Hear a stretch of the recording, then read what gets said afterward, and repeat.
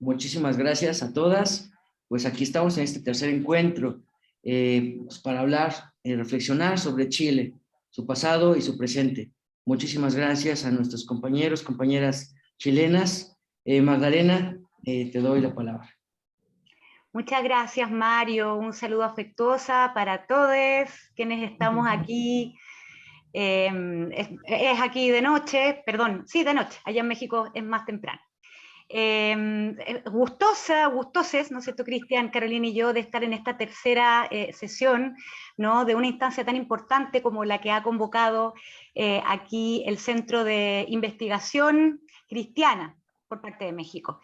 En esta ocasión va a partir Cristian, va a partir con su presentación, luego continúo yo y Carolina. Así que muchas gracias.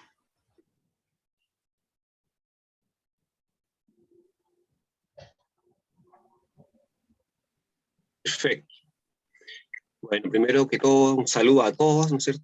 A todos los que a todas nos están acompañando en la última sesión del día de hoy. Como es la sesión de cierre, vamos a tratar, pero por un lado también una sesión de apertura, porque es un escenario que se nos abre con una serie de potencialidades, ¿no es cierto?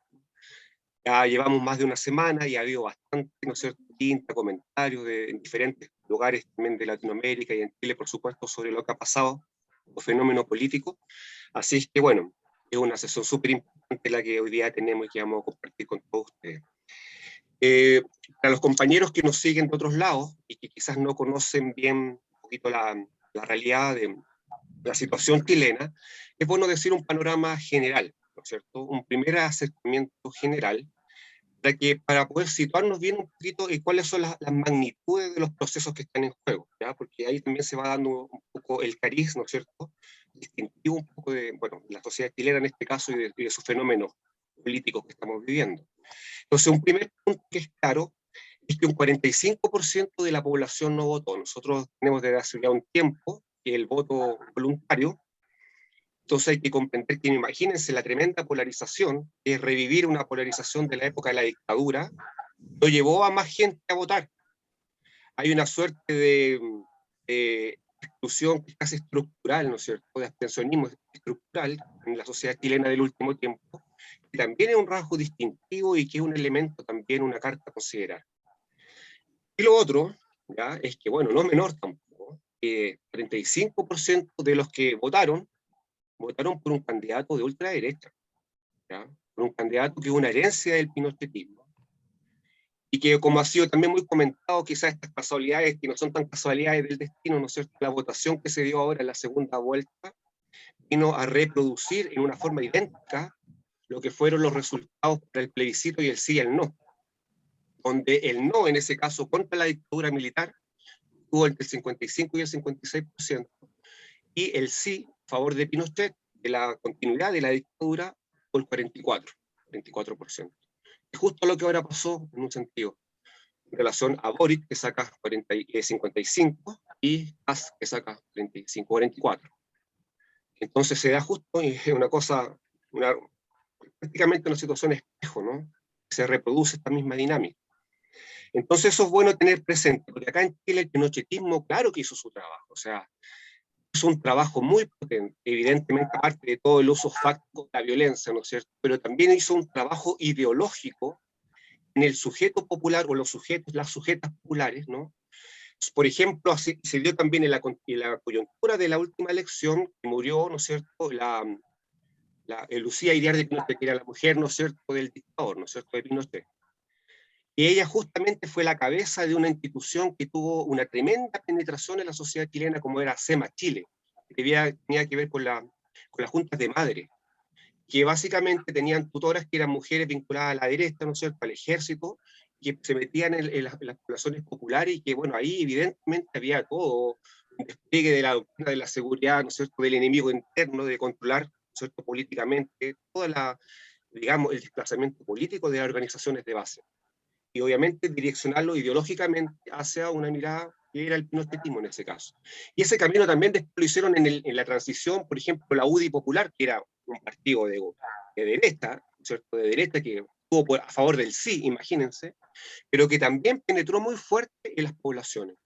Entonces acá también, ojo, es muy importante entender que en la realidad chilena hay una, digamos, una potencialidad y un patrón que es muy potente que tiene que responder a esta penetración del pinochetismo. Entonces también es un elemento a considerar dentro del análisis, yo creo que es importante. Ahora bien, dentro también de lo que ha sido el otro lado, la sesión pasada, acuérdense ustedes que una excelente pregunta que es sobre el tema del pueblo, y hacíamos una distinción de que el pueblo tiene una connotación, si se quiere, en cuanto a lo que es la población en general, y bajo lo que hemos analizado, claramente en Chile tiene una alta despolitización, por un lado, en un sentido, si pensamos que un 45% de la población no votó en una elección tan polarizada ideológicamente, pero también tenemos el otro concepto de pueblo. Acuérdense que no es solamente la población como los sujetos propiamente tales, de carne y hueso, sino que es la categoría política, que está en el típico himno del pueblo unido, jamás será vencido. Bueno, ahí está también una idea política de que los sujetos o sujetas históricas están, ¿no es cierto?, por la transformación social, y que se representan los movimientos sociales, movimientos territoriales, comunidades de base, movimientos estudiantiles, sindicales. O sea, hay una gran variedad a nivel de la base, ¿no es cierto?, de la dimensión popular, donde está esta idea de pueblo que tiene la conciencia, ¿no es cierto?, de esta transformación social. Y en caso de Chile, eso se activó, y con mucha más gente también, porque participaron ahí también mucha de esta gente que no vota, pero que también participó del estallido social en el año 2019, que fue esta revuelta popular. Pero claramente también la permanencia en el tiempo tuvo que ver con todas estas organizaciones de base que ya se venían manifestando anteriormente. Por ejemplo, todos los movimientos en el año 2013, los diferentes movimientos sociales que hubo, ya era un síntoma de que algo contra el modelo neoliberal se hacía insostenible, ¿no es cierto? Y eso ya eran situaciones que no se diagnosticaron, por lo menos una élite no diagnosticó, no quiso diagnosticar. Entonces hay que entender eso, porque eso es lo que está en juego también ahora, este concepto, segundo elemento, que es el pueblo como categoría política, ¿no? Estos sujetos históricos que son múltiples, como los que mencioné, y que están involucrados en la transformación social, y que en esta vez se movilizaron, como lo dije, se han movilizado en el estallido social propiamente tal, después se movilizaron en la elección del apruebo, se movilizaron en la elección de los convencionales constituyentes, donde lejos ganó la representación popular democrática, la derecha quedó totalmente inferiorizada, y después se manifestó en esta segunda vuelta con Boric. No así en la primera vuelta. Eso es interesante también como fenómeno. En la primera vuelta, claramente, donde el despegue mayor fue la campaña del terror, ¿no es cierto?, que comentábamos en la sesión pasada, que es una campaña de manual que hace la extrema derecha, ¿no es cierto?, y que fue llevada, pero con un montaje ideológico, mediático, programático, pero exacerbado al extremo con el capital que tiene la derecha acá en Chile. Y que eso obviamente también tiene un texto, y que claramente lo representó, ¿no es cierto?, la candidatura de Kast. No pudo, llegó a abarcar lo que es la derecha tradicional, el pinochetismo, pero simplemente no pudo con los nuevos electores que participaron en esta segunda vuelta, que fueron otros sujetos, sobre todo mujeres, ¿ya?, populares también, que se movilizaron mucho más que lo normal, ¿ya? Y ellos muchas veces no participan en los procesos quizás de alcalde o de senador, no están tan politizados en ese sentido, pero cuando se tiene que decidir la soberanía política, como se jugaba ahora, hubo una reacción, claramente, una reacción contra la posibilidad de un retroceso a todo lo que se había ganado, ¿no es cierto?, con esta, digamos, institucionalización que el estallido social estaba llevando a cabo con la convención constituyente, porque claramente la extrema derecha está en contra de este proceso, ¿ya? Entonces, la elección de Boric ahora, como fenómeno político, nos tiene que poner en primer punto, ¿no es cierto?, como primer elemento de debate, las proyecciones políticas, ¿no es cierto? ¿Qué se nos puede, de cierta forma, ¿no es cierto?, elementos categoriales que hemos ido comentando en estas sesiones? O sea, este nuevo ciclo histórico-político es lo que viene en Chile.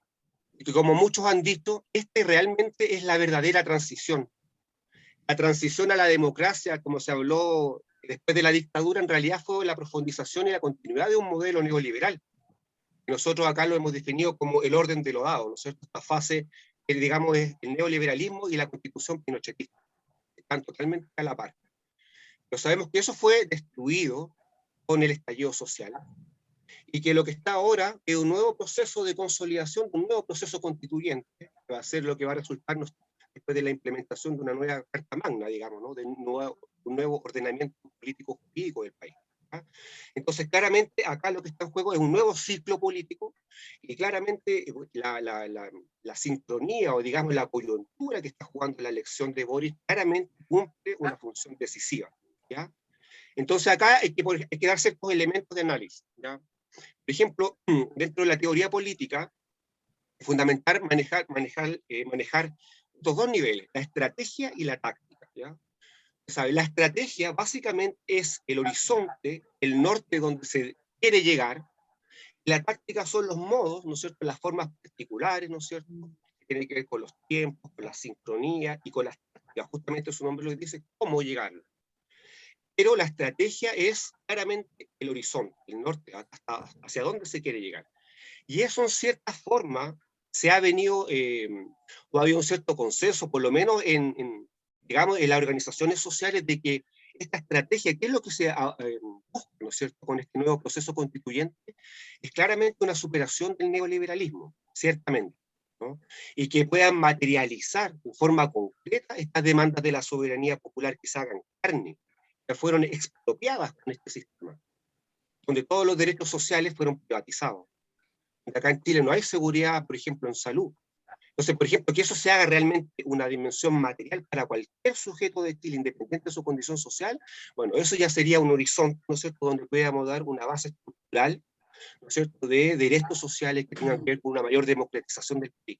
O sea, que es directamente un ataque a la oligarquía financiera, ¿no es cierto?, y que ha sido básicamente la que ha dominado con Piñera a la cabeza, ¿no?, claramente, gran parte de la transición, ciertamente.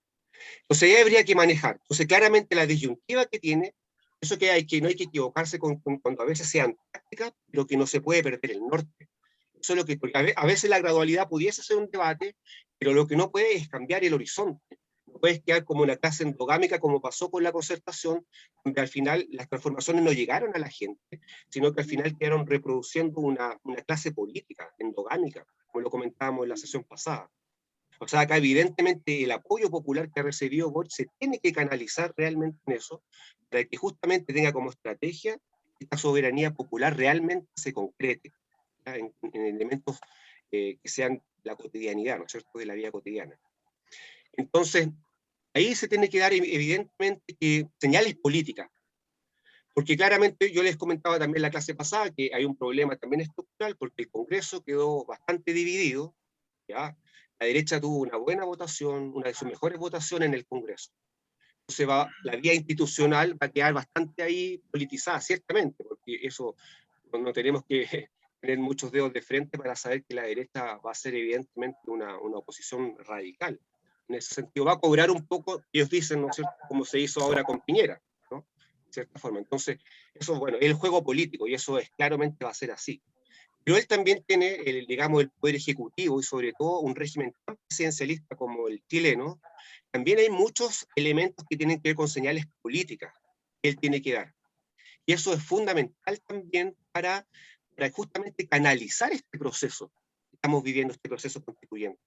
Una cosa es la convención, que tiene su camino, pero la convención va a terminar ya en un año más. Y después va a venir todo un proceso de implementación, y ahí evidentemente las fuerzas reaccionarias más conservadoras, que no han querido nunca los cambios, van a estar obviamente operando. Entonces esa es la disyuntiva que está en juego. Entonces hay que entender que esta transformación es un proceso dinámico, y que se va a requerir, ¿no es cierto?, una reciprocidad entre las señales políticas claras del Ejecutivo, y también, bueno, una respuesta por parte de la organización civil, la sociedad civil, ¿no?, en la medida de que sean señales que vayan en la dirección, por ejemplo, de más democracia. Esas, por ejemplo, algunas cosas que sean concretas, fenómenos de descentralización que se tienen que aplicar urgente, y fenómenos de distribución del poder a nivel de las municipalidades, porque eso va a ser inmediatamente, no puede ser que las municipalidades ricas tengan un per cápita acá 10 veces más que el que tienen las municipalidades pobres. Si eso se logra distribuir, hay que ir con la oleada, porque los procesos municipales tienen mucha legitimidad actualmente, porque son los que están más cerca de la población. Entonces, si la gente se logra, por ejemplo, dar cuenta de que va a tener más seguridad, más salud en la vida concreta, claramente hay una señal política que la puede dar desde el Ejecutivo, por ejemplo. Entonces, bueno, ahí son muchas cosas que se van a ir viendo. ¿Cómo se va a ir dando esta sinergia? ¿Y eso por qué? ¿Ya? Por lo siguiente, porque es muy importante tener en cuenta algunos elementos, ¿no? lo que hemos estado comentando, ¿no es cierto? Y que hoy día es importante también traer nuevamente acá en primer plano. Hay que saber que lo que hace claramente Boric como presidente, como la figura de la presidencia, ¿no? Que es muy, como dije, con mucho poder, es una mediación política. Él, por antonomasia, ejerce lo que se llama la política, ¿ya? El poder ejecutivo, ¿no? La presidencia, ¿no?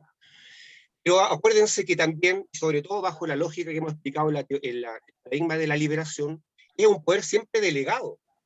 Acuérdense, siempre un poder delegado. El poder se lo da la soberanía popular.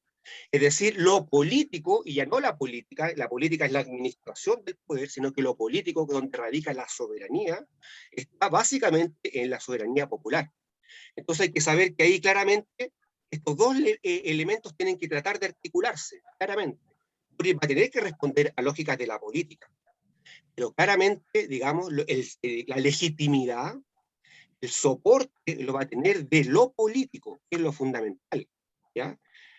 Entonces, ¿esto por qué es importante tener en claro? Porque el poder hay que saber ejercerlo, hay que tenerle miedo al poder, y muchas veces, y eso también lo dice Dussel y muchos autores, había una mirada quizás tradicional de una izquierda muy romántica que siempre ha sido contra el poder, que siempre ha habido que todo poder es coacción, y no ha tenido la voluntad de ejercer el poder, ¿ya? Y tener la teoría y la praxis para dar cuenta de los elementos fundamentales para hacer una buena ejecución del poder, ¿ya? Como una mediación política, ¿ya? La conducción, acuérdense que gobernar es conducir el timón, la etimología de gobernar es manejar, ¿no es cierto?, direccionar el timón, ¿ya?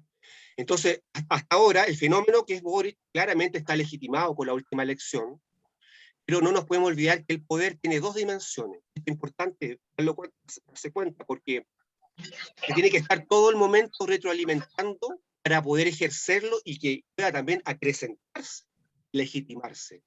Muy importante para el fenómeno que estamos, porque se necesita consolidar el proceso convencional. Y Boris está totalmente de acuerdo con ese proceso. Entonces, ¿cuáles son estos dos niveles del poder? Uno es el poder como autoridad. Todo poder tiene una dimensión de autoridad. Y sobre cómo se manifiesta esto en la dimensión de la majestuosidad ceremonial y liturgia que tiene el poder. Y lo tiene no solamente el Estado liberal, sino que antropológicamente en cualquier tipo de agrupación humana también hay algún tipo de simbolización especial, se da cuenta de esta autoridad del poder, cuando hay una estructura de autoridad política, ¿ya? Entonces es la dimensión simbólica, si se quiere, la dimensión ceremonial litúrgica del poder. Pues que el reino que da cuenta de un halo en torno a la persona que la legitima con el poder, y que la gente le cree, que se puede movilizar incluso por aquello. Y la otra dimensión del poder no es esta que es la autoridad, que es la que nombré, la potestas, y que simplemente el poder como gestión eficaz, como la verdadera administración, la dimensión técnica. También es importante en el poder, hay que saber ejercerlo bien, ¿no? De una forma eficaz, técnicamente, ¿no? Se requiere eso. Pero, por ejemplo, el caso de Piñera, después del estallido social, es un ejemplo paradigmático cómo Piñera perdió la autoridad, perdió el reino, si se quiere, ¿no? Toda esta dimensión ceremonial litúrgica del poder la perdió totalmente, estaba en el suelo, y solo se quedó, digamos, con el residuo de la potestad, que es, digamos, el poder como gestión, como meramente administración técnica, lo que ha hecho el último tiempo. Entonces, claramente, lo que está jugándose Boric para poder canalizar como mediación política esta coyuntura que estamos viviendo en Chile como ciclo histórico político, constituyente, digamos, se juega por esto, por manejar todos estos niveles, saber ejercer bien el poder, ¿no es cierto? Y el poder claramente nunca es un poder por coacción. El poder en realidad siempre es por aceptación voluntaria del otro. O sea, si el otro se ve reflejado en la figura, por ejemplo, si ciertos beneficios o ciertas señales políticas le llegan a la comunidad claramente, y bueno, ahí evidentemente eso se va a hacer recíproco. Y el poder se acrecienta bajo esa legitimidad que viene del otro, siempre de una relación teológica, de un otro, ¿ya?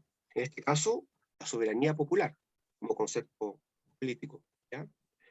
Ustedes me dicen cómo vamos con el tiempo, acuérdense que compañeras también para que participemos.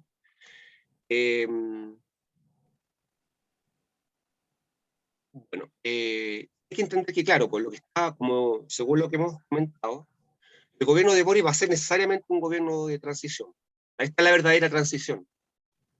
¿Ya? Y la verdadera transición es básicamente poder que se pueda canalizar lo que hemos hablado en la sesión anterior, esta tercera fase, este nuevo ordenamiento de Chile, que supere este neoliberalismo y que nos dé realmente la implementación real de un Estado social y democrático de derecho. Entonces eso es importante de que este proceso tenga una continuidad. Y por eso es que es tan importante la coyuntura que se juega él como fenómeno. Esa coyuntura, y con lo que estaba explicando recién, va a ser fundamental como mediación para seguir canalizando este proceso. Quizás la irrupción de la ultraderecha fue, bueno, un monstruo, como dice por ahí, ¿no es cierto?, Gramsci en este momento, ¿no? En este momento de disyunción, ¿no? Pero bueno, se pudo sortear claramente con una conciencia clara de que había que sortearlo. Entonces ahora estamos en esta etapa y lo ideal es claramente que este proceso, bueno, se pueda seguir profundizando y para eso se requiere un trabajo desde las bases, desde la formación política. Así que en eso es lo que estamos participando, claramente. Ahí damos el pase a las compañeras también para que sigan.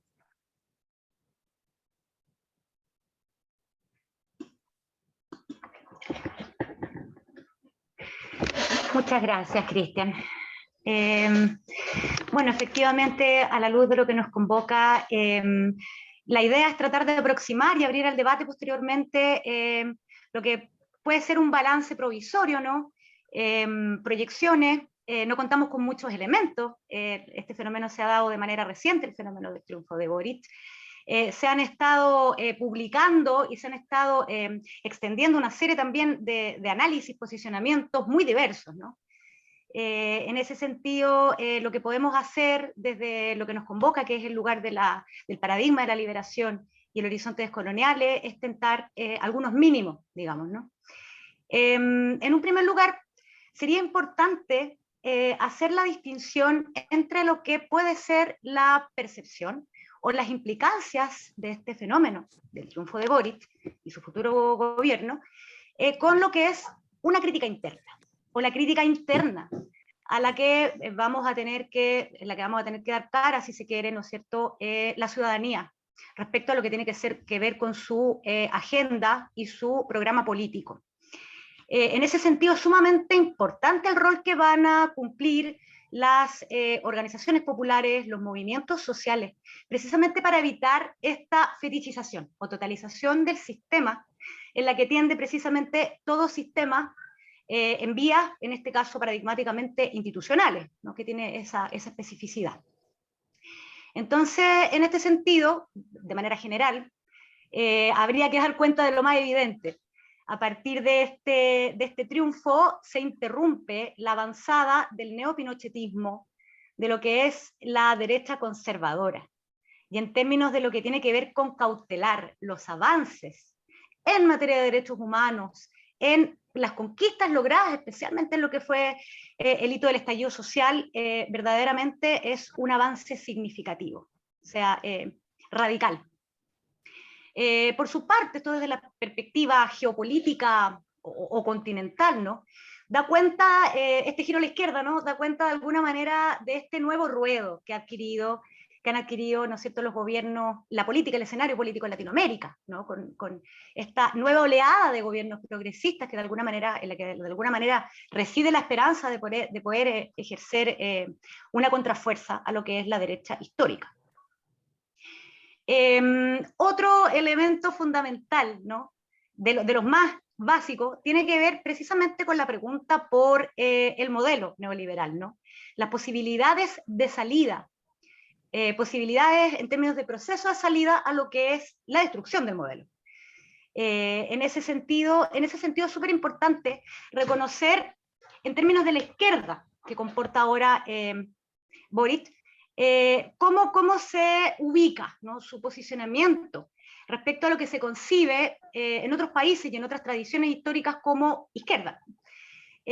Han habido algunas observaciones respecto al proyecto de Boric, donde se le tilda de, ¿no es cierto?, un gobierno, un proyecto reformista, más bien, ¿no?, que tiene un fuerte cuño heredado por lo que es la tradición de la concertación, lo que fueron los años de transición, ¿no?, postdictatorial. y además de lo que sería, en el mejor de los casos, un gobierno socialdemócrata. En ese sentido sería súper importante dar cuenta de que el fenómeno que se está viviendo precisamente en Chile, por ser la cuna del modelo neoliberal, es inédito.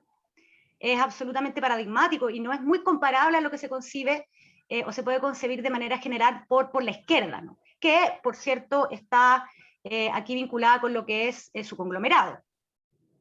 Este desplazamiento del centro político hacia el centro, en ese sentido, tiene la explicación de las largas décadas de calaje en el tejido social, que tienen que ver con precisamente lo descarnado de este modelo y cómo lo hemos experimentado en términos de un estado de bienestar que nos ha sido vetado durante décadas.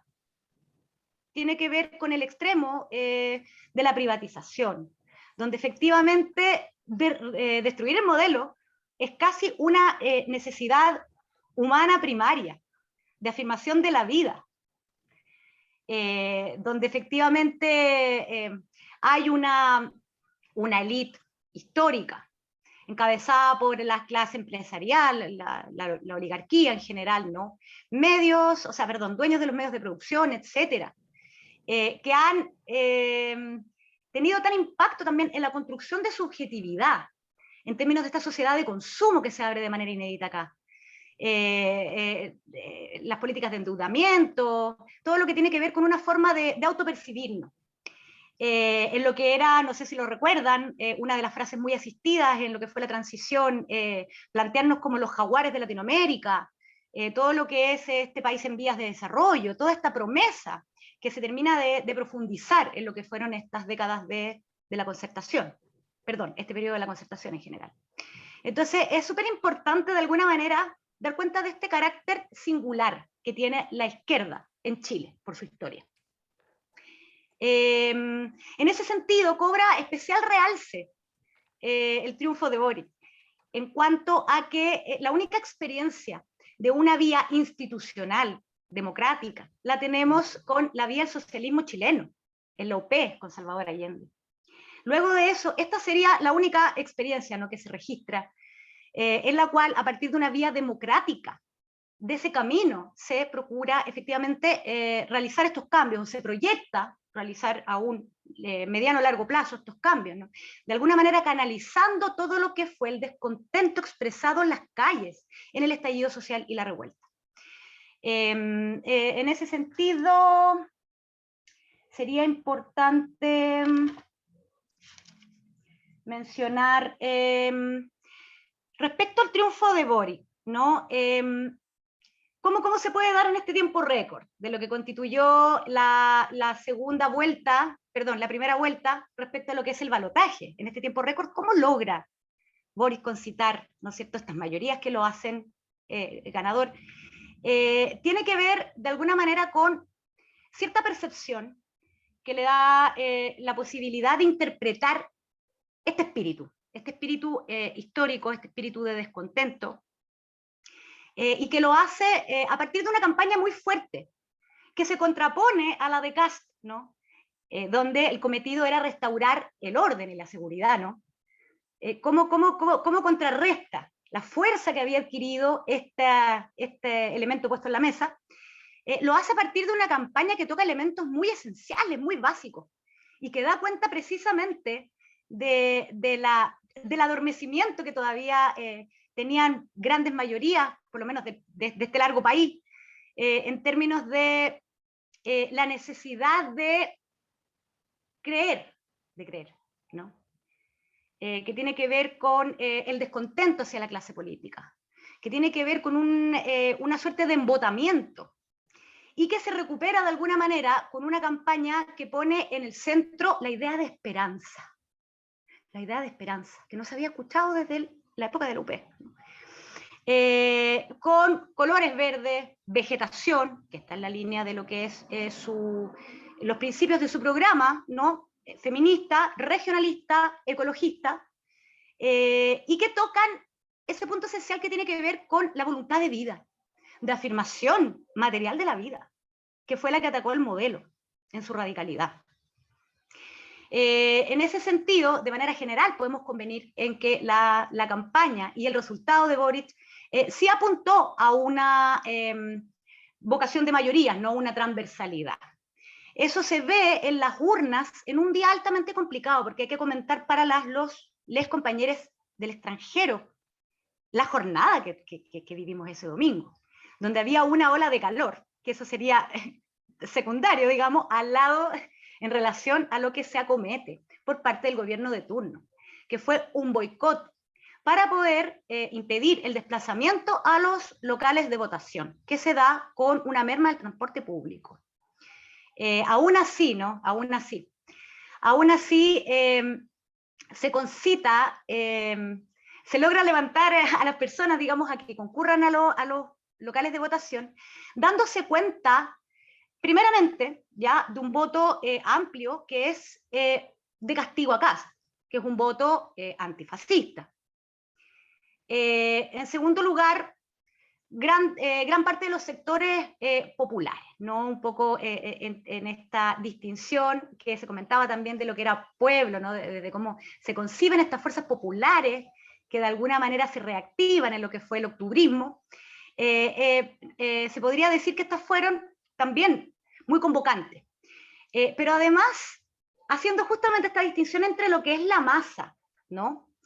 Hay una gran mayoría proveniente de la clase media, por ejemplo, voto femenino y voto feminista, y voto joven. El voto joven fue clave. Lo que tiene que ver con esta necesidad de recambio, que también estaba dentro de lo que es esta tradición republicana, gerontocrática, si se quiere, tan larga en Chile, viene a renovar, ¿no? Viene a establecerse un nuevo pacto con estas nuevas camadas de jóvenes que, por cierto, estuvieron en el corazón de lo que fue el estallido. Por lo tanto, sí hay una vocación de mayoría, hay una intención de transversalidad, ¿no es cierto?, expresa. Respecto a las proyecciones a corto y largo plazo, es súper interesante o importante mencionar que, de alguna manera, el derrotero de lo que es este conglomerado, de lo que es la izquierda, más bien se acota a la destrucción del modelo neoliberal, más que a largo aliento lo que sería el modelo capitalista. Eso, por ejemplo, lo declaró Daniel Jadwe, candidato del Partido Comunista para lo que fueron las primarias, ¿no? Donde él efectivamente sincera y reconoce que el cometido es derrumbar el modelo, primero que todo. Incluso toma de Adam Smith, ¿no? Que sabemos el padre de la economía política, en esta idea de la mano invisible de autorregulación del Estado, incluso lo toma a él como referente para dar cuenta de cierta dimensión ética en la que aún así, bajo esta mirada, habían espacios que no se tocaban, derechos mínimos que no se tocaban, como la salud, la educación, la vivienda, el agua, ¿no? Que han sido confiscados por esta clase oligárquica de manera histórica, y que claro, que son fundamentales, porque uno para poder incluso pensar el derecho humano tiene que estar vivo, vive, ¿no? Y aquí con la privatización efectivamente nos estaban negando la posibilidad de vivir. En ese sentido, se me fue la idea, es súper importante esta caracterización de la izquierda, que puede parecer, como se mencionaba, ¿no? Que todavía es amarilla, ¿no? O muy reformista. Y en ello también recalcar que la vía institucional inédita que se está experimentando acá como proceso parte de una tabula rasa. Es un proceso absolutamente sui generis. Por lo tanto, en ese sentido hay elementos de matiz.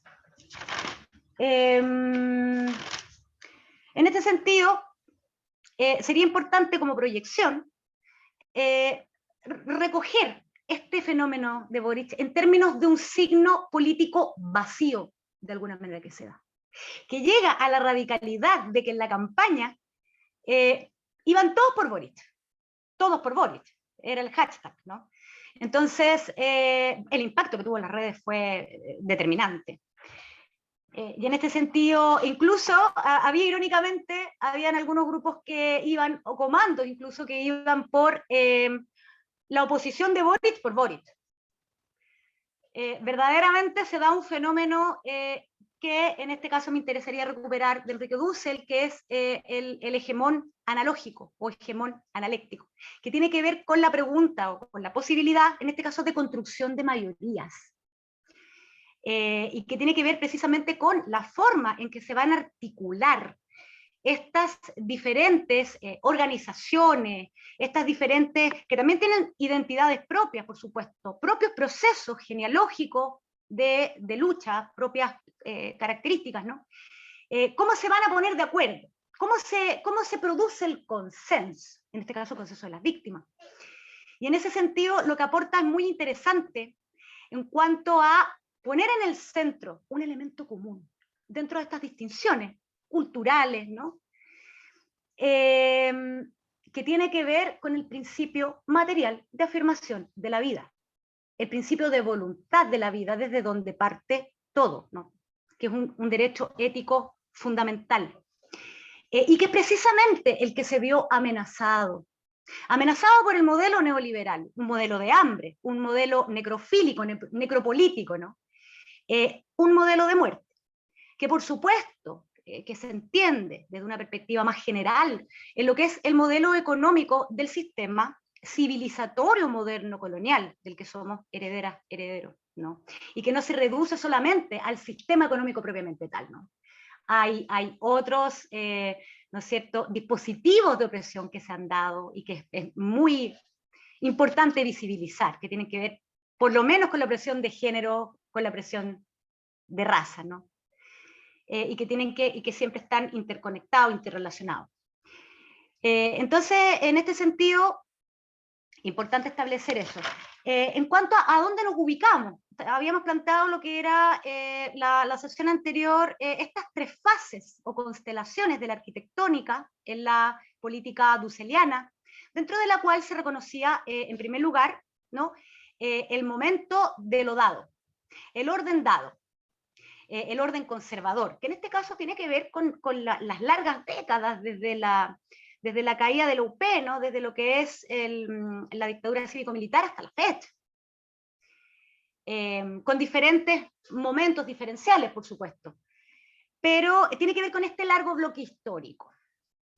En ese sentido, hay un momento de inflexión que lo constituye el estallido social, la revuelta, el 2019, que sería visualizado, ¿no?, como lo ubicamos, como un momento destituyente, un momento destructivo de ese orden o de ese sistema totalitario, autoritarista. Pero que a su vez, dentro del mismo, está engendrando lo que es la posibilidad constituyente, del poder constituyente que emana del pueblo, cuya sede es el pueblo, ¿no?, cuando cobra conciencia de sí para sí.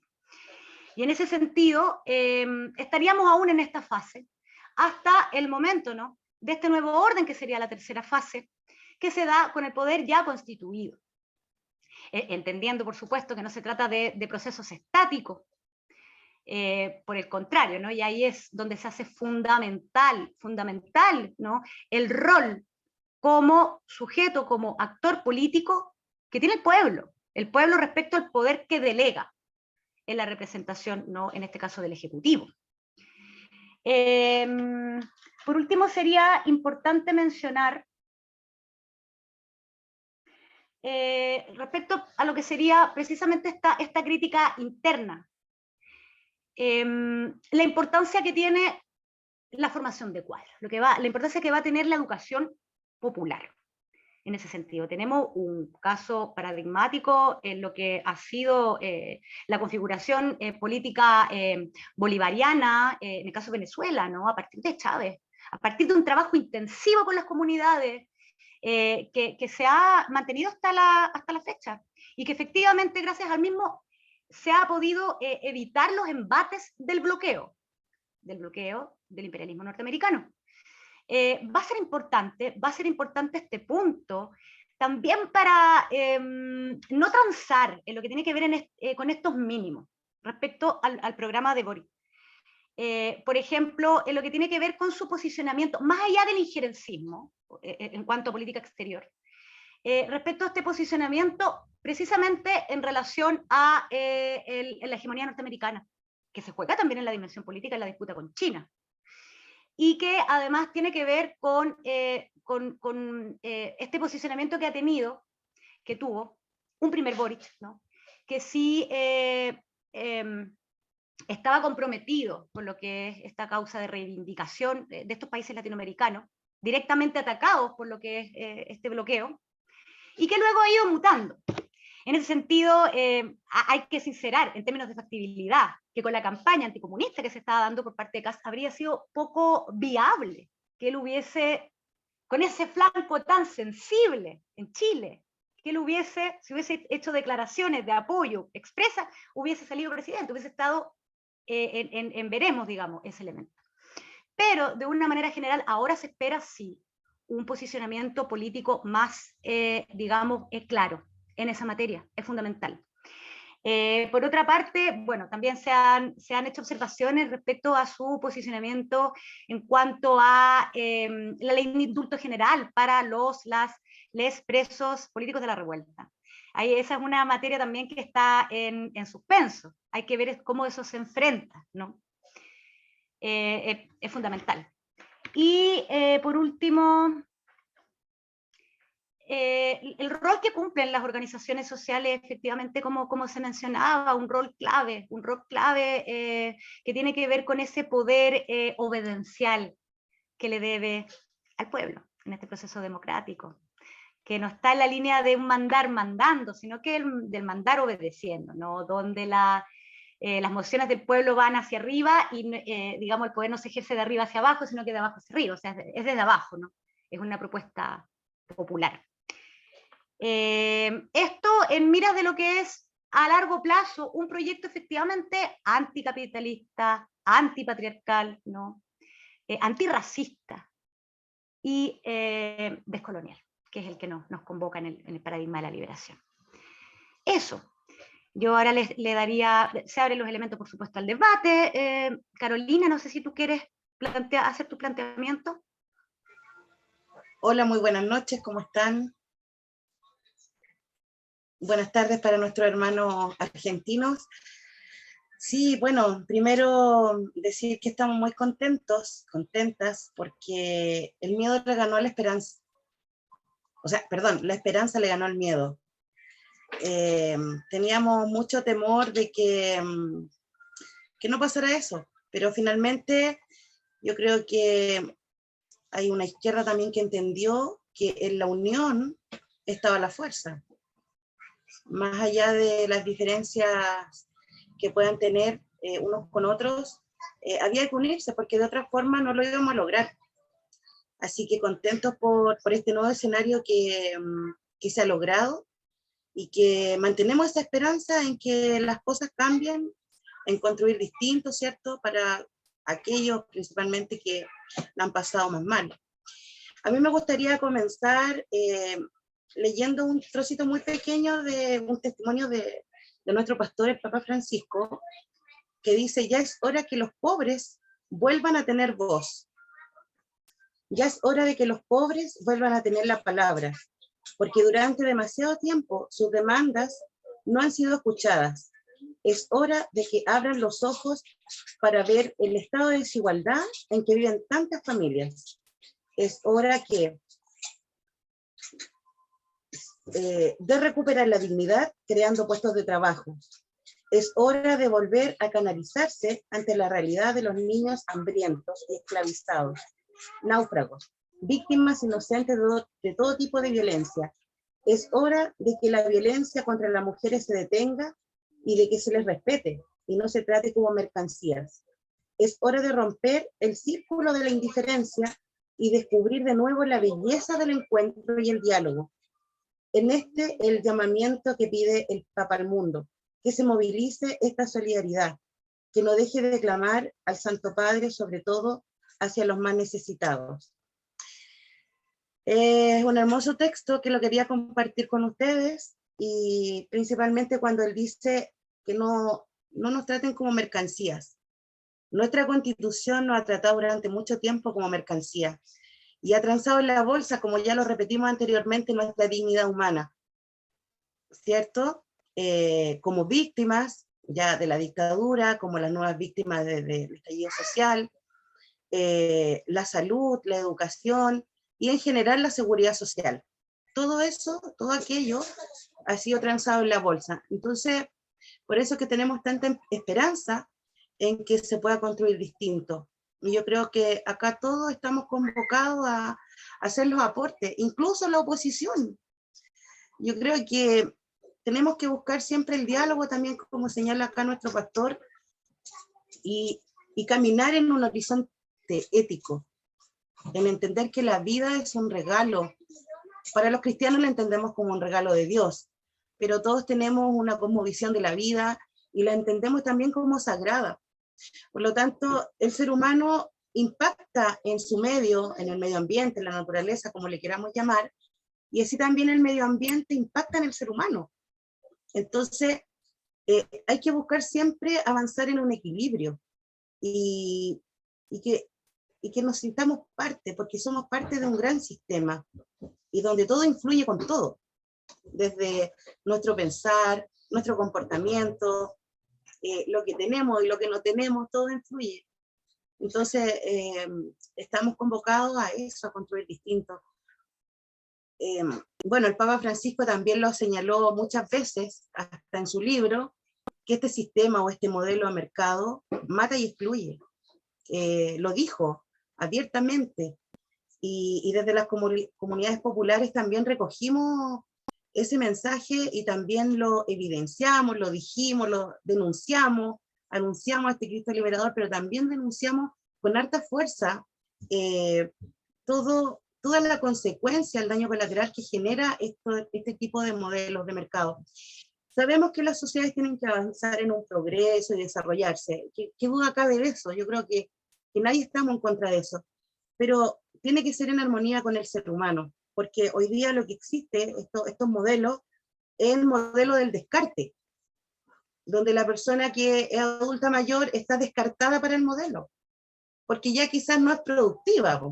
Por lo tanto, ¿para qué vamos a trabajar una política pública para un adulto mayor si ya no me sirve? O sea, es bien duro lo que decirlo así, pero quizás desde los grandes pensadores de este modelo lo deben pensar así, quizás. O una persona que se encuentra en una situación de discapacidad, o un enfermo crónico, los niños, los jóvenes. El mismo Papa señala que hay 75 millones de jóvenes que no tienen empleo, porque no tienen las oportunidades. Y aquí no se trata solamente de tener una mejor remuneración, aquí se trata de que nos devuelvan nuestras plazas, nuestros barrios que están invadidos por el narcotráfico, y que lamentablemente las autoridades y los gobiernos de turno no han puesto atención en eso.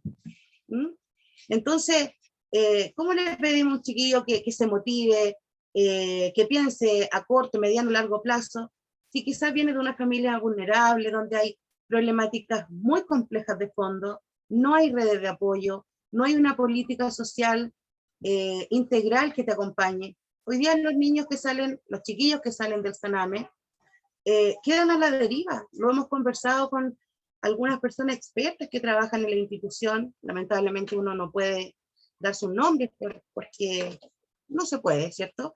Porque son funcionarias públicas, y ya nos entregan su testimonio. Hoy día un chiquillo cumple su sanción, ¿cierto? Y queda a la deriva. Ni siquiera sale con cordón en sus zapatos, ni siquiera con su carnet de identidad. Y además de eso, sale con su antecedente, tiene antecedente, entonces no puede optar a un trabajo, no tiene nadie que lo espere en su casa, porque la polola también lo dejó, porque no vivía con su papá, etcétera, etcétera, un montón de problemáticas. Entonces se requiere hacer reingeniería a las instituciones también. No es posible que un chiquillo salga a la deriva. O sea, le exigimos, pero ¿qué le entregamos? Y hasta hoy día no le estamos entregando nada. Entonces se necesitan procesos post sanción, es decir, el joven cumple su sanción y se necesita que lo apoye el sistema, que lo acojamos con cariño, si finalmente quién no se ha equivocado. Algunos nos equivocamos más que otros, pero los chiquillos los liquidamos. ¿Por qué nos liquidamos? Igual cuando tenemos deuda en DICOM, nos liquidan, nos castran. Para el sistema financiero estamos castrados, porque nadie más te vuelve a dar un crédito. Bueno, de eso estamos hablando. Esas son las cosas que queremos. Mi nieta, ya vaya que estoy ocupadita. Queremos que Chile cambie, por mi nieta, por mis hijos, por los hijos de ustedes, por sus nietos y por todo. Entonces se debe avanzar en la construcción de una sociedad en un horizonte ético, porque somos hijos de esta tierra, tenemos el derecho de vivir dignamente y plenamente. Y lo que se espera, como decía Magdalena, la proyección, ¿cierto? Lo que uno espera es que primero hayan salidas diplomáticas a ciertos conflictos que vive nuestra sociedad, como lo que pasa en la zona sur, ¿cierto?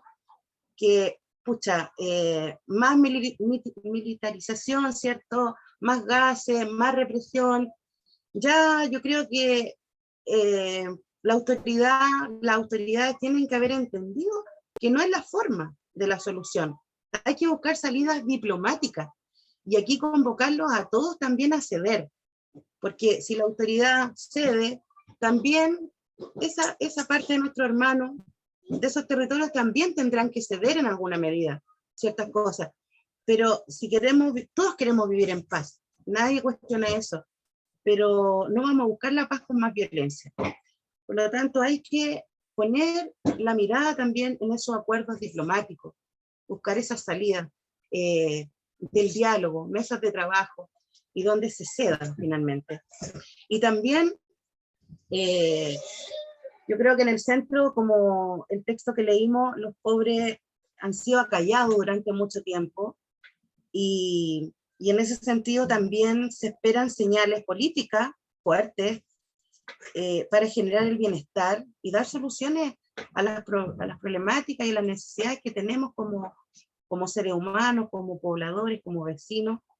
Y principalmente hoy día yo creo que también nuestros hermanos, los presos políticos, que lamentablemente han pagado un alto costo por levantar estas banderas de lucha, también creo que deben estar al centro. Se debe buscar la liberación de ellos, porque no es justo.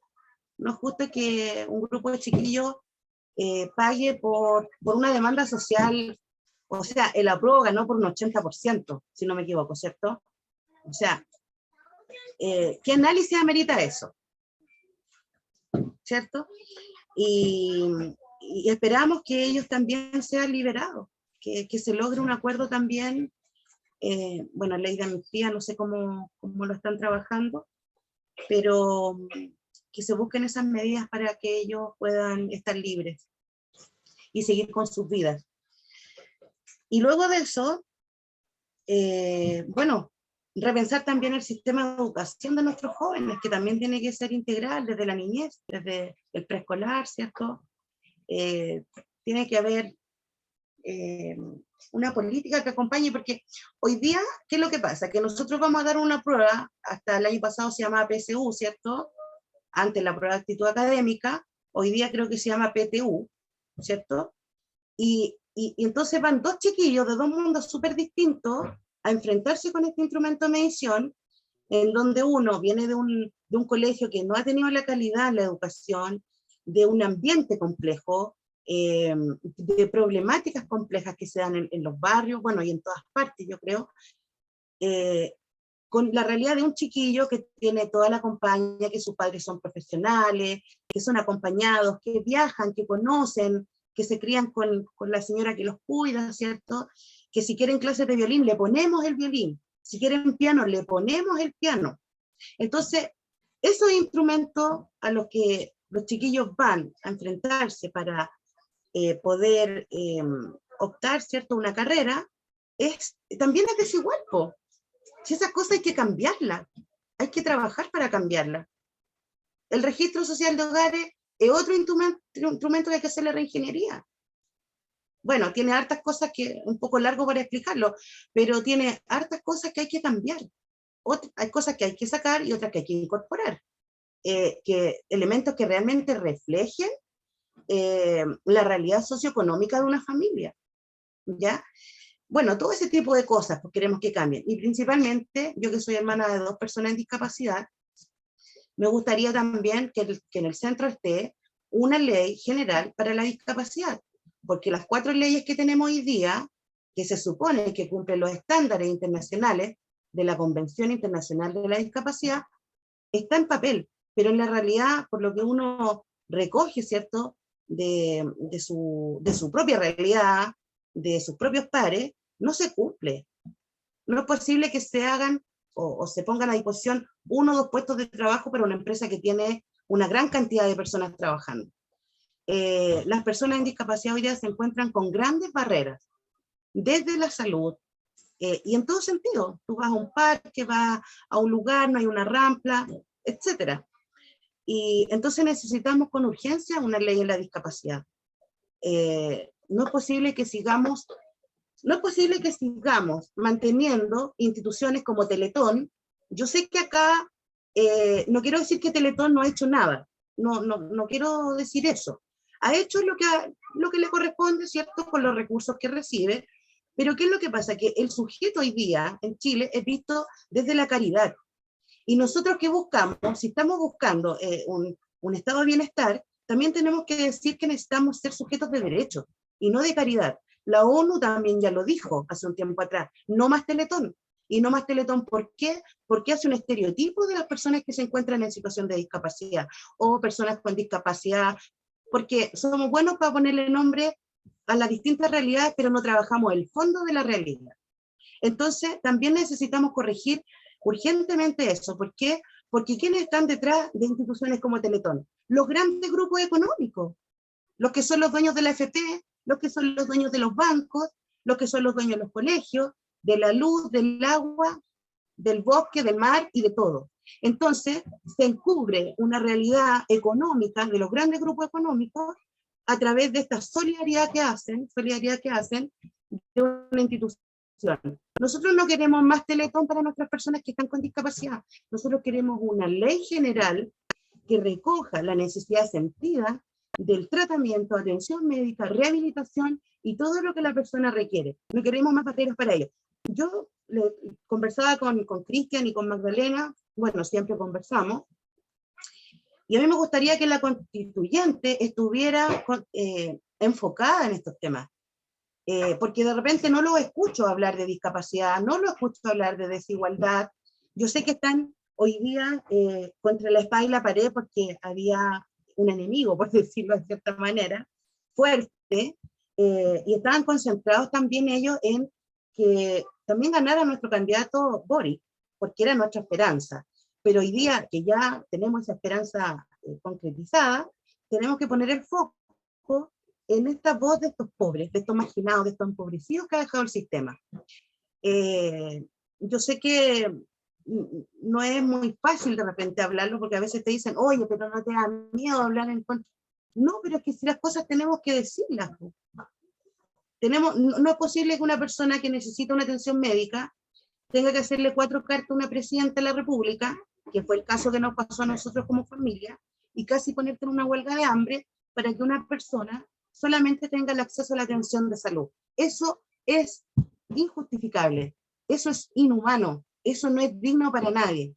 Por lo tanto, no queremos nunca más que una persona tenga que vivir y pasar por una experiencia así, tan dolorosa, primero porque tiene una persona que está gravemente enferma, segundo porque hay un sistema de salud que no lo acoge, ¿cierto?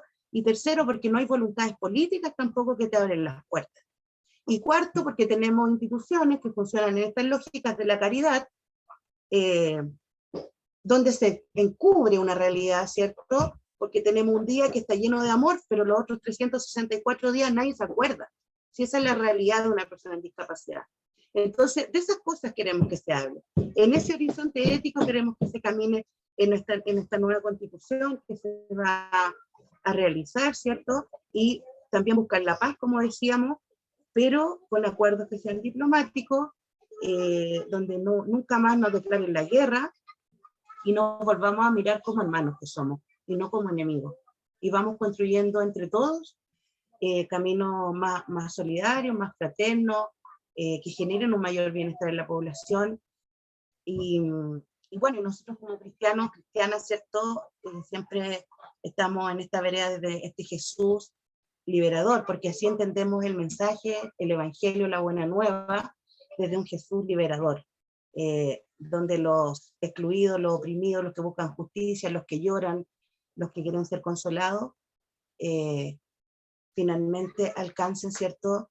Sean acogidos con cariño, con respeto, con dignidad, con amor. Y eso, hermanos queridos, queridas, les puedo compartir. No sé si se me queda algo. Lo que quería decir, que durante mucho tiempo, desde la Constitución, ¿cierto?, del 80, se ha pasado de largo, con muchas realidades sociales, y queremos que hoy día, desde hoy día, ¿cierto?, en adelante, nunca más se pase de largo cuando se toque una puerta porque hay una necesidad, porque hay que dar respuesta, ¿cierto?, a un problema, que nunca más se pase de largo. Desde el Estado, desde la institución, desde los profesionales, todos estamos llamados a no pasar nunca más de largo. Eso, un gusto compartir con ustedes y bueno, y la paz, decir que siempre es fruto de la justicia.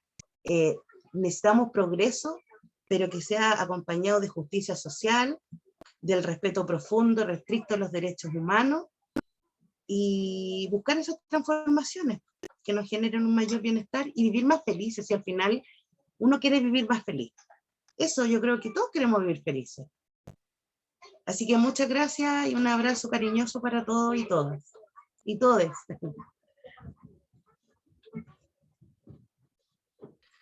Muchísimas gracias, Cristian, Magdalena, Carolina. Ahora tenemos un espacio para compartir comentarios, dudas que tengan. Ya empezábamos este encuentro con comentarios, ¿no?, que expresaban nuestro sentir, ¿no?, en la última sesión de expectativa, ¿no?, y también de miedo. Y ahora estábamos con alegría y emoción, ¿no? Creo que la victoria que han logrado también la compartimos un poquito, hasta México y Argentina y otros lugares. Pues adelante, quien guste, Magdalena, María Graciela. Adelante, Graciela. Yo, disculpen la ignorancia, pero me parece, no sé si no entendí bien, ¿todavía están presas las personas por la revuelta de 2019? Eso es lo que no me quedó claro. Todavía, porque acá cada vez que hay manifestaciones siempre alguno cae, pero a las 48 horas lo tienen que dejar afuera, porque así es la legislación. Así que no, eso no lo entendí. Sí, María Graciela, gracias por la observación. Efectivamente, a partir de lo que fue la ley de seguridad, lo que es la ley de seguridad interior, ¿no?, en lo que fue el estado de excepción que se dio a partir del estallido social de este periodo de revuelta del 2019, se desplegaron una serie de leyes, entre las cuales estaba la ley anticapucha, así se denominó, la ley antisaqueo y la ley antibarricadas, que, bueno, de alguna manera, uno de los artículos generales fue firmado por Boric, también fue de alguna manera blanco en ese momento de observaciones al respecto, ¿no?, de descontento. Pero en general, bueno, está la voluntad declarada de Boric para poder resolver el tema. Las expresas siguen en su gran mayoría todavía tras las rejas, en una situación muy compleja que tiene que ver además con la criminalización de la protesta que se da acá y de la pobreza, en el sentido de que precisamente por no disponer de presupuesto para poder contratar abogados, una cuestión bastante básica, no están bien atendidos, no tienen los medios, ¿no? Y lamentablemente, bueno, en primer lugar se trata de jóvenes en su mayoría, que no tienen antecedentes penales previos, que es un elemento que para este caso no se considera. Y además se trata de penas muy largas. En ese sentido, evidentemente está todo el aparataje bloqueando todo tipo de salida, todo tipo de convenio, de instancia intermedia que permita, por ejemplo, lo que es un presidio domiciliario, ¿no? Se encuentran en los penales de reclusión.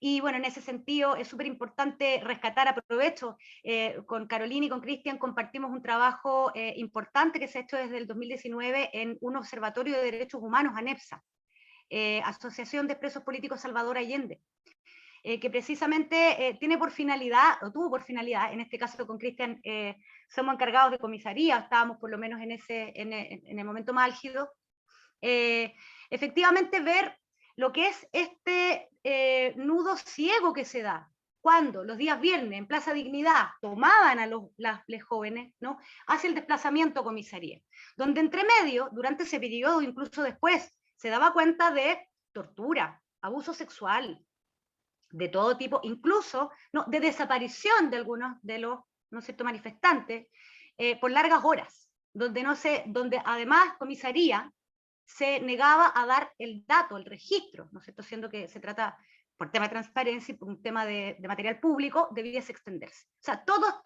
está conformado dentro de lo que es este gobierno, ¿no?, de turno, para, ¿no es cierto?, poder evitar lo que Quisiera agregar, María Graciela, que además muchas de las acusaciones son falsas, son montajes. Y ha habido jóvenes que llevan 2 años, por ejemplo, ayer o antes de ayer ya salió otro chico, pero resulta que todas las acusaciones habían sido falsas. Y la mayoría de los chicos han estado así. Son montajes policiales. Claro, muchas gracias. Y a eso habría que agregar precisamente la presencia de infiltrados, como ya se descubrió ampliamente en el caso de la Araucanía, ¿no? Y aquí también en las protestas, un gran contingente de civiles que efectivamente generan estos problemas, ¿no?, incluso en lo que tiene que ver con saqueos, ¿no?, para precisamente sindicar como culpables a los ¿no es cierto?, jóvenes Bueno, manifestantes. ellos se llaman los intramarchas. Los intramarchas, como Los dice. intramarchas son los que están fomentando todo tipo de violencia y que además después atestiguan contra los jóvenes. Eso es sumamente importante, uno no puede quedarse callada con eso, hay que expresarlo porque esa es la realidad. Testigos protegidos, claro, efectivamente. Sí. Todo el tema del montaje de la Araucanía es lo mismo que pasa acá. Todo montaje, por ejemplo, se hizo el caso Catrillanca, el caso de la Operación Huracán, todo montaje. Hacían parecer conflictos y nada, después se hacen estudios policiales y se vieron que fueron prácticamente, no sé, le dispararon a metros de distancia a la cabeza, o sea, estaba en el suelo. O sea, totalmente fueron, no, increíble. Entonces, la legitimidad también ahí, hay un tema de fondo también con la seguridad, porque ahí hay un tema también que se ha pedido legitimidad totalmente. Ha habido corrupción en los altos mandos, hay montaje, ¿sabes? Claro, se ha aplicado la ley de seguridad interior y justamente con esta idea que fue un castigo, creo, digamos, el Estado, con un gobierno de derecha, a esta insurrección popular. Un castigo ellos, lo mismo Piñera lo dijo, ¿no? Ejemplificador, ¿no es cierto? Claro. Entonces, evidentemente, todas las penas están grabadas al doble. Y se han dilatado los procesos, como decía muy bien, no hay pruebas. Y muchos salen sin pruebas. Y han estado en prisión preventiva totalmente excepcional en más del tiempo que debiera ser por ley, por normativa. Entonces, bueno, ese es el fenómeno que está pasando actualmente. Bueno, y yo no quiero olvidar tampoco a todas las personas que perdieron ojos. Eso es una situación absolutamente gravísima y resulta que no hay acusados y de los grandes casos en que perdieron los 2 ojos, no hay juicio, no hay nada. Gracias. Y a eso que comenta Lina también mencionar que todo lo que tiene que ver con las víctimas de trauma ocular y lo que tiene que ver con los números y las cifras fueron, por lo menos el año pasado, reducidas, adulteradas por lo que es el Instituto de Derechos Humanos, ¿no?, dependiente del gobierno, el INDH, Nacional de Derechos Humanos, ¿no?, que paradójicamente es quien tiene que ver y observar que no se cometan, ¿no es cierto?, estas violaciones, y lo que hace es estar alineado a los intereses del gobierno. Es una cuestión muy paradójica que ese organismo esté, ¿no?, desde ahí afiliado. Y le desde la restaron económica perdón. también a las víctimas. Hubo un recorte de cartera de presupuesto importante para lo que era toda la reparación, que es lo mínimo. Reparación cuando es para vivir en condiciones razonables, digamos, ya no en casos irrevocables de pérdida total.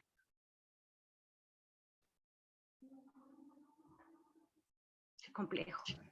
Y por eso que Gracias, mencionamos fuertemente el tema de la Ley General de Discapacidad, porque hoy día, ¿qué le ofrecemos a esos jóvenes? O sea, atropellamos su dignidad humana, los dejamos con un grave daño ocular, ¿cierto? 2 de ellos, sus 2 ojos. Entonces, ¿qué le ofrecemos como Estado? ¿Qué reparación podemos ofrecerle? Si quizás ni siquiera tienen una atención digna en salud, porque justamente tenemos ese vacío, esa carencia. Entonces los dañamos, los perjudicamos y no hay posibilidad de reparación ni atención médica quizás, porque por los testimonios que se escuchan, ¿cierto? Es que muchos de ellos tienen que viajar desde regiones a Santiago para atenderse, porque hay un solo centro, ¿cierto?, que los acoge. Imagínense, o sea, aquí los dañados visuales, los con trauma ocular, son hartos hermanos nuestros, hartos, y no todos son de Santiago. Entonces, una persona que ya está con un problema grave, ¿cierto?, por la pérdida de su globo ocular, además tienen que viajar, trasladarse, ¿cierto?, además con sus familias quizás, a Santiago. Entonces, ¿cómo reparamos aquello? Por eso es necesario avanzar en una ley general en la discapacidad. Es muy necesario. Hay muchas víctimas en el camino y que han sido lamentablemente invisibilizados por estas 24 horas de amor que se da un solo día en el año y que después nadie más se acuerda.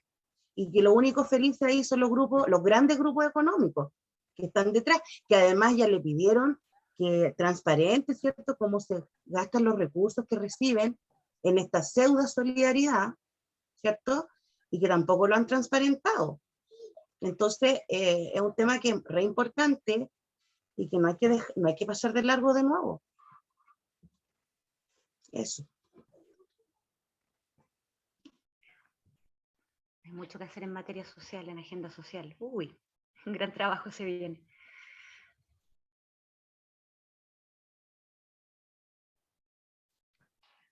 Sí, acá también hay una ley de discapacidad desde el año 80, pero se cumple pobremente y todo es con mucha lucha por parte de las organizaciones, siempre la lucha tiene que seguir, porque con ley y todo, después se resignan se cumple muy pobremente, pero por lo menos se va avanzando si se tiene la ley, eso es cierto. Sí. Y habría que mencionar también quizás que, bueno, todas estas reivindicaciones están en juego en la redacción de la Carta Magna, porque ese es el marco político a partir del que cobran sentido las leyes, ¿no? Toda la dimensión legislativa. Y que por eso es súper importante que Boric camine, ¿no?, este próximo gobierno desde su ejecutivo, camine al lado, ¿no? Y no solamente de manera paralela, sino que enfoque su política, ¿no?, que esta política esté en sintonía con todos los avances que se están dando desde ahí. No hay que olvidar que se trata de una instancia inédita en Latinoamérica en términos de plantear la posibilidad de un Estado plurinacional, ¿no? Más allá del Estado-nación, Estado moderno, que es en el que vive la mayoría de los países en Latinoamérica, por lo menos. El tema paritario, el tema de las cuotas indígenas, que si bien no son representativas de la gran cantidad de población indígena que existe acá originaria, ¿no? También el tema feminista muy fuerte. Entonces, hay elementos que hay que estar, digamos, mirando desde cerca. Se han abierto ahora canales para garantizar una participación ciudadana más amplia. No sé si se han visto en Chile que se estaba convocando a partir de cierto equipo de trabajo de Boric a constituir grupos de formación política, formación de cuadros, con foco en el proceso constituyente, que tenía por finalidad bajar a la ciudadanía esas mociones, ¿no? Eso es interesante. Por otro lado, también se estaba dando esta posibilidad de incidir a partir de ciertos temas relevantes, a partir de ciertos proyectos presentados por la ciudadanía, recogidos de las asambleas, de los cabildos que se dieron en el contexto también de del estallido social, pero que, como señala Carolina, por ejemplo, igual se ven algunas falencias. Como todo proceso, ¿no? Y ahí hay que estar, digamos, bien pendiente en lo que es, por ejemplo, el tema de la discapacidad, donde hay, solamente eso se va a poner en agenda en la medida de que estas leyes, estas propuestas o proyectos que plantea la ciudadanía sea acogida, y para eso se necesitan firmas. Entonces, estamos acomodándonos todavía, ¿no? Pero es importante ahí en ese sentido mantener las dos perspectivas presentes, quizás. Magdalena, mira, a mí me gustaría agregar que, bueno, las convenciones internacionales, ¿cierto? Los estados se hacen parte de estos tratados y están por sobre incluso las leyes locales, ¿cierto? De los estados. Por lo tanto, las leyes que se generan, por ejemplo, en Chile, deberían cumplir los estándares que indica la Convención Internacional de Discapacidad, porque el artículo 25 lo señala claramente, la atención garantizada en salud. ¿Ya? Entonces, si no se cumple, ¿por qué no se trabaja en aquello? ¿O por qué no se cumple? ¿O por qué se pasa de largo? Si Chile es parte de un tratado internacional en materia de discapacidad, debe cumplirlo. Y si hoy día vamos a hacer una nueva Carta Magna, no se debería pasar de largo, porque somos parte de un tratado internacional y la Convención en el artículo 25 en salud lo dice claramente. Entonces, eso tiene, como dicen muchos académicos hoy día, hay que repensarlo todo. Como dice Reyes Mate en relación a las víctimas de la dictadura, hay que repensarlo todo. No podemos avanzar si no ponemos al centro la memoria ética de las víctimas. Y no solo las víctimas de la represión policial, sé que hay víctimas en todo sentido. Hay víctimas en los enfermos que no tienen un acceso a la atención de salud, que muchos se mueren esperando una cama, un tratamiento, un medicamento. Y ahí lo vimos en el estallido social claramente, muchos y muchos carteles que decían, estoy aquí mamá por ti, porque te moriste, porque nunca tuviste tu tratamiento, abuelita, porque nunca tuviste la cama para que te operaran, hermano, porque nunca llegó el tratamiento, etcétera. Si eso ya se evidenció. Entonces la pregunta es, ¿por qué si Chile, por ejemplo, firma un tratado internacional, ¿cierto? Es parte de una convención, no se cumple o no se trabaja en los estándares que indica la convención? Esas son las preguntas y qué bueno que estamos conversando y que estamos reflexionando en esto, porque siempre yo me voy con más preguntas que respuestas y mucho para reflexionar también. Y desde la vereda que nos toca a cada uno de nosotros, iremos haciendo los aportes, seguiremos denunciando, seguiremos anunciando al Cristo Liberador, pero también seguiremos diciendo estas mismas cosas.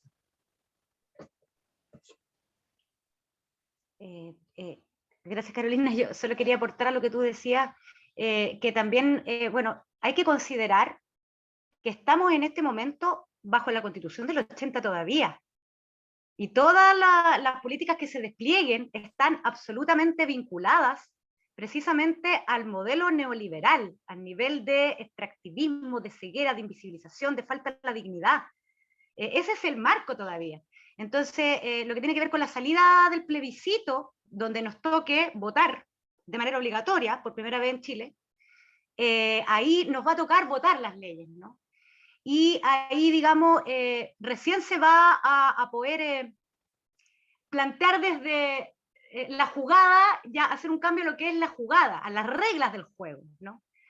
Yo creo que en ese sentido, por eso es tan importante la presión que se ejerza desde las diferentes organizaciones y movimientos sociales, fundamental, comulgando absolutamente con lo que tú estás visibilizando, porque esa es la respuesta del modelo, la expresión en su absolutamente viva todavía, pero gravísimo.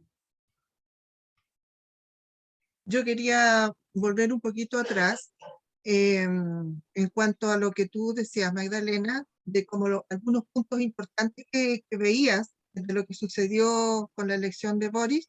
Yo creo que habría que agregar la juventud de él, que es una persona joven, tiene 35 años, O sea, tú no lo expresaste así en forma tan clara, pero es un elemento yo creo que es importante, tanto para las personas que son medianamente jóvenes, como para las personas muy mayores que lo encuentran muy sospechoso, que es demasiado joven. ¿Me explico? O sea, la juventud de él es un elemento gravitante. ¿Me explico? Porque para las personas mayores, ¿qué experiencia tienen? O sea, lo han ninguneado bastante, tanto con palabras, porque cómo se viste, etcétera. Pero cuando lo escuchan hablar, como que las cosas ahí cambian. Pero también para la gente joven es como una especie, entre comillas, no sé si para todos, pero un poquito de esperanza de que alguien joven llegue. ¿Me explico? Entonces, el elemento de la juventud de él es un factor eh, en pro o en contra. Eso es lo que quiero decir. No, absolutamente relevante, sí. Muy de acuerdo, muy de acuerdo. ¿Cómo lo ven quizás?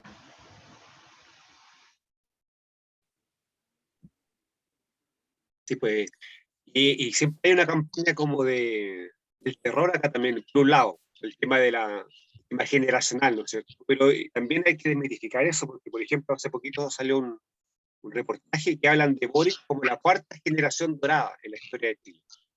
Y dicen que en épocas históricas decisivas, justamente como comentábamos al comienzo, que marcan estos hitos de quiebre hacia nuevos ciclos histórico-políticos, como el que se está abriendo actualmente, han tenido ocurrencias en la historia de Chile. Por ejemplo, la generación de 1842, que eran los liberales radicales, que estaban en contra de este Estado portaliano que era rígido, era la República al inicio. Claro, ellos también tenían una mirada, eran todos jóvenes, de generación súper jóvenes, hay que decirle los independentistas. Y después vino la generación de 1920, que fue muy importante porque fueron los jóvenes que tomaron todo el tema de la cuestión social y que derivó en la democracia cristiana, primero la Falange, después el Partido Socialista. Ahí surgieron dos de las figuras emblemáticas de la política chilena, como a ser Frei Montalva por el lado de la democracia cristiana y Salvador Allende por el lado del Partido Socialista, que vienen de esa beta de los jóvenes del 20.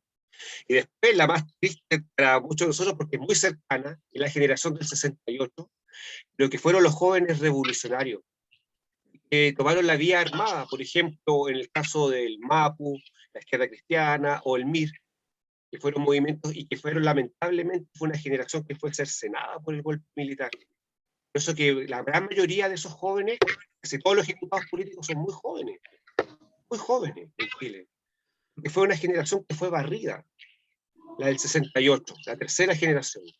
Entonces muchos, Salazar y otros historiadores dicen que ahora estamos en la coyuntura de una cuarta horneada y que vienen de los movimientos sociales, desde el 2006 los pingüinos, el 2011 ya a nivel estudiantil, estas grandes movilizaciones que tenían que ver ya con la idea de los movimientos sociales como elementos críticos fundamentales como sujetos políticos y que ahora ya llegan, ¿no es cierto?, al poder.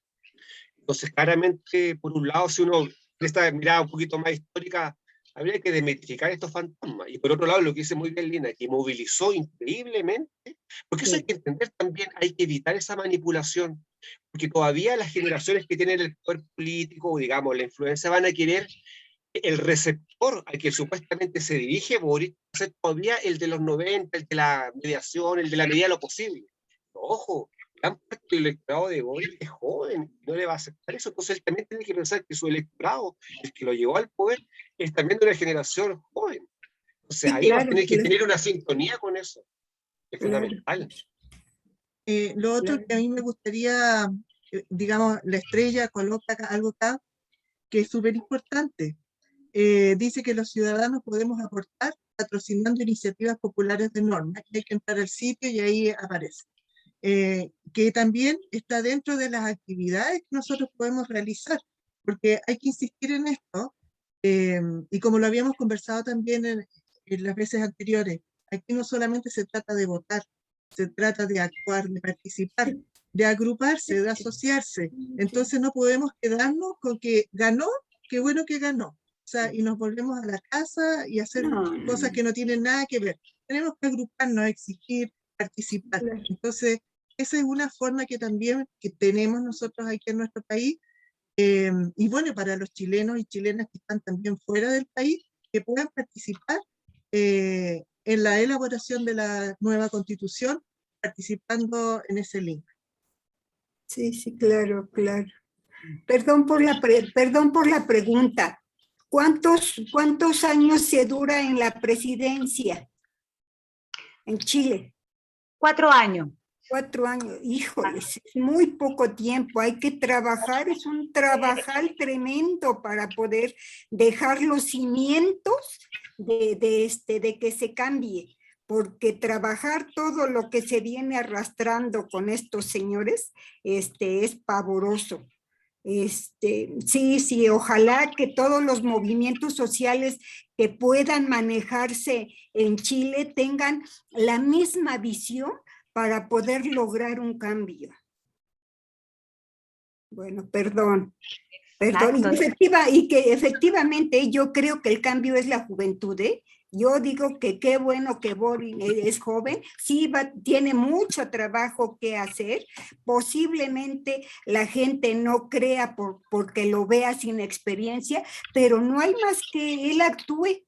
Como decía la compañerita, basta oírlo hablar y entonces la mentalidad cambia, pero él también tiene un papelazo tremendo para poderse, para que su presencia sea legitimada realmente ante todos los demás países, pues, donde él tendrá que participar también.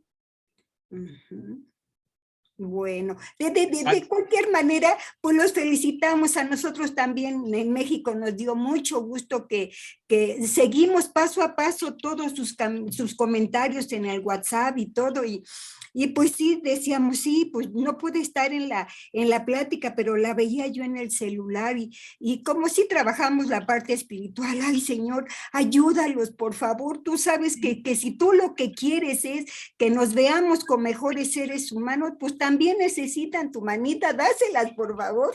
Y bueno, pues nos dio mucho gusto que este chico realmente ganara, ¿no? Ojalá que tuviéramos oportunidad en otro momento de también nosotros oírlo, ¿no? Solamente ahorita hemos visto puros comentarios. Así es que bueno, felicidades a todos los chilenos y seguimos en pie. Seguimos también nosotros hablando de Chile acá en México. Oigan, ¿no? Ya se enteraron qué pasó en Chile, ¿tá? Pues qué bueno. Y entonces, también para que la gente sepa, ¿no? Hay gente que te va a decir, ay, no, pero ¿qué te interesa Chile? Pues que no puedes decir que no nos interesa. Chile es parte de América Latina, nosotros somos América Latina. Y bueno, pues hay mucha gente que también en México le dio mucho gusto que ganara Boric, ¿eh? Así es que muchas felicidades. Gracias. Muchas gracias. Gracias, Teresa, qué lindas tus palabras. Sí, gracias. Pues ahí está este sentir, y yo creo que también muy reforzado por tantos encuentros que hemos tenido con tantas compañeras chilenas, chilenos, de una suerte, ¿no? No nos esperábamos esto, y pues agradecer muchísimo este coincidir, ¿no? Lina, Estrella, Valesca, ¿no? En fin, muchos compañeros, compañeras que no están aquí, pero que justo siguen las grabaciones y el trabajo, las invitaciones. Pues eso, el corazón se va haciendo grande, ¿no? Con las palabras, con los sentimientos, y acabamos estos encuentros, ¿no? Animados por el tiempo electoral también que tenían, pero seguiremos encontrándonos, ¿no? Está todavía en tensión estas esperanzas, ¿no? Que necesitan el apoyo popular. Entonces, pues eso, no podemos quedarnos solamente en palabras, ya han dicho, ¿no? Las invitaciones a lanzarnos por una actividad popular, ¿no? De difusión, de reflexión, ¿no? De acción. Y bueno, sigamos dialogando para que en lo posible podamos ir tejiendo, ¿no? Entonces, muy agradecidos, Magdalena, Cristian, Carolina, Lina, con todos muy bonita forma de cerrar el año, ¿no? Y también en estas épocas navideñas en que nace la esperanza, creo que han sido una Navidad ustedes. Pues bueno, unas últimas palabras que quieran darnos para cerrar, Magdalena. No, yo quería aplaudir, fue una cosa casi cinésica. Por el espacio, por el momento, por la esperanza. Muchas gracias a todos y a todas su Claro, y presencia. también gracias a EP que nos permite tener también toda esta información. Ujú.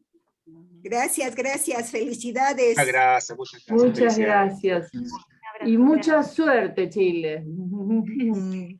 Muchas gracias. Y la foto, Mario, Muy bien, gracias, Lina, por decirnos. Vamos a abrir su cámara. Enedina, si tienes oportunidad, vamos a sacarnos una foto. Ahí está acompañándonos el joven Boric. Boris. Entonces, ahí va, en unos segundos. Gracias, Moritz, por conectarte. Tienen un trabajo ahí también, la Red Laical, ¿no? Qué bueno que pudieron unirse. Y animarlos, ¿no?